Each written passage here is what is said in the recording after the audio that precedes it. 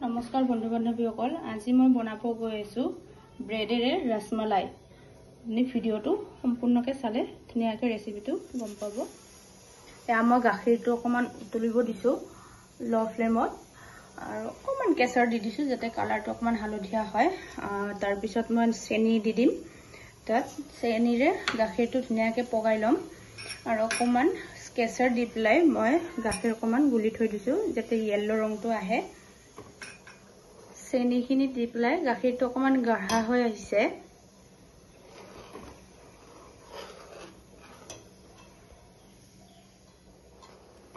গাখীৰটো গাঢ়া হৈ পেলাই আহিছে চেনি দিয়াৰ পিছত। এতিয়া মই তাত ড্ৰাই ফ্ৰুটছ কাটি লৈছোঁ। এয়া হৈছে গোলাপ ফুলৰ পাহি শুকান, আৰু ইয়াতে মই কেঁচৰ আৰু গাখীৰৰ লগত অকণমান কাষ্টাৰ্ড পাউডাৰ দি দিছোঁ, ভেনিলা কাষ্টাৰ্ড পাউডাৰ, যাতে গাখীৰখিনি গাঢ়া হৈ পেলাই আহে। গোটেইখিনি মই নিদিওঁ, অকণমান গাৰ্নিছৰ কাৰণে ৰাখি থ'ম।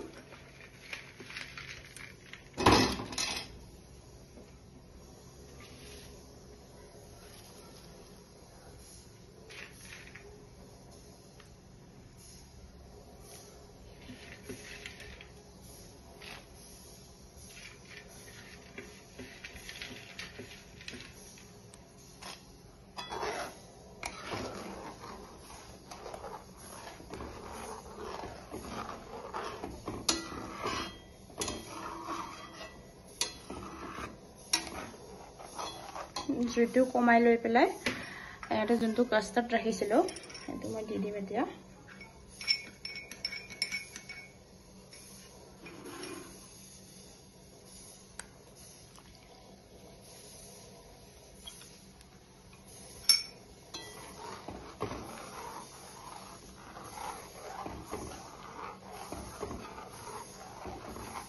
আৰু আপোনালোকে যদি অকণমান কালাৰ লাগে তেতিয়াহ'লে অকণমান হালধীয়া ফুড কালাৰ দিব পাৰে, এড কৰি ল'ব পাৰে।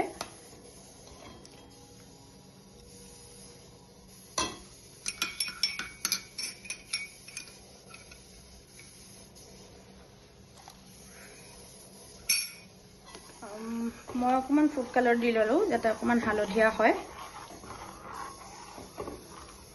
আৰু গাঢ়া হোৱালৈকে গাখীৰখিনি পগাই থাকিব লাগিব।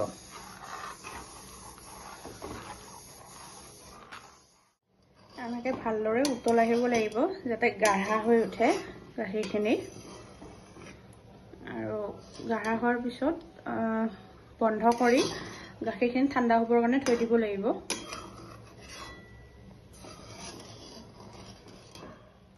গাখীৰখিনি এতিয়া এনেকুৱা গাঢ়া হৈ গৈছে, এতিয়া বন্ধ কৰি থৈ দিওঁ মই, আৰু অকণমান সময় ফ্ৰিজত থৈ দিম যাতে ঠাণ্ডা হৈ থাকে।